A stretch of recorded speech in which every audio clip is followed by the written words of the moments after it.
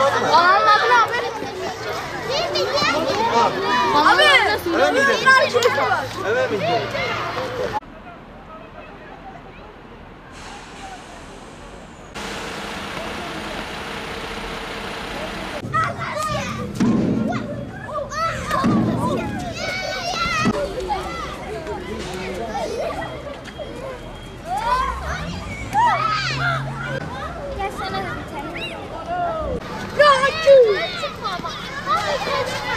Geçemem. Nereye gideriz ha?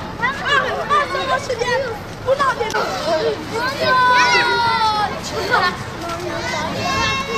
Lan abi. Yavaş yavaş.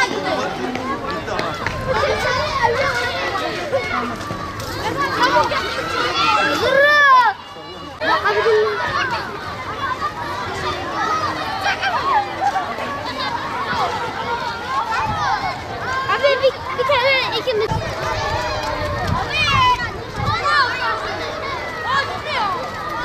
Ömer.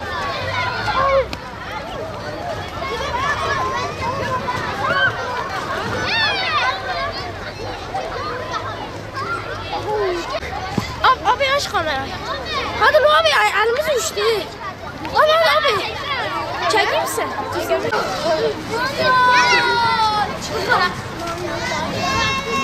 Lan abi.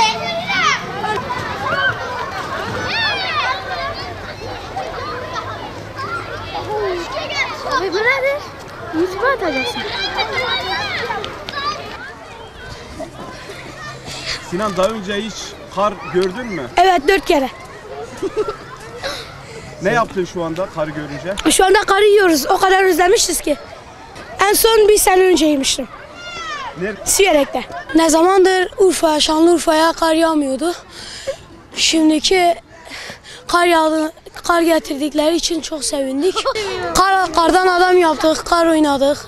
Ondan sonra işte arkadaşlarla kar savaşı oynadık. Ne zamandır Şanlıurfa'ya kar yağmıyordu. Kar getirdikleri için burada tüm emeği geçenlere teşekkür ediyoruz.